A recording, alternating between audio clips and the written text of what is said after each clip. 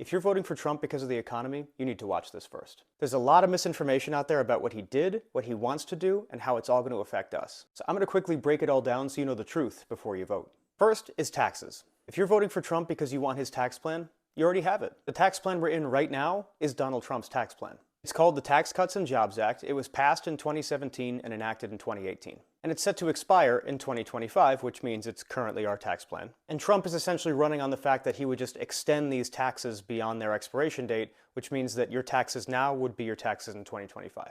Now let's talk about domestic oil production. If you're voting for Trump because you want to produce more domestic oil, we already do. This is the chart of domestic oil production, and if you look to the far right, that's Joe Biden producing more domestic oil today than Donald Trump ever did. Now let's talk about the national debt. If you're voting for Trump because you think he would be better for the national debt, you would be wrong. Joe Biden increased the national debt by 16%, while Donald Trump increased it by 33%.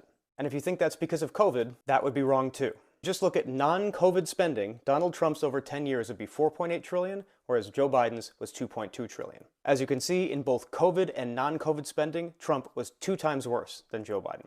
And last is cost of living. If you're voting for Trump because you think cost of living is going to go down, that's not true either. Trump wants to put a 10% tariff on all products imported to the US, which would cost your family between $1,700 and $2,350 a year, and a 60% tariff on all Chinese goods being imported, which would cost you around $2,000 a year. So all in all, his tariffs would cost you about $4,000 a year. And that is a cost of living expense because these tariffs are going to make products more expensive. Economic consensus is that tariffs make things cost more because they cost the producer of that product more money. And in the end, that cost is passed on to you, which is why Trump's tariff proposals would harm working Americans. And essentially, it amounts to about a $300 billion tax hike on you. And I know all this seems confusing because Trump seemingly had a good first term for the economy, but he inherited a good economy from Barack Obama. The only policy of any real consequence he passed during his first term was the Tax Cuts and Jobs Act, which we've already discussed is our current tax policy. And all this really did was add $2 trillion to our national debt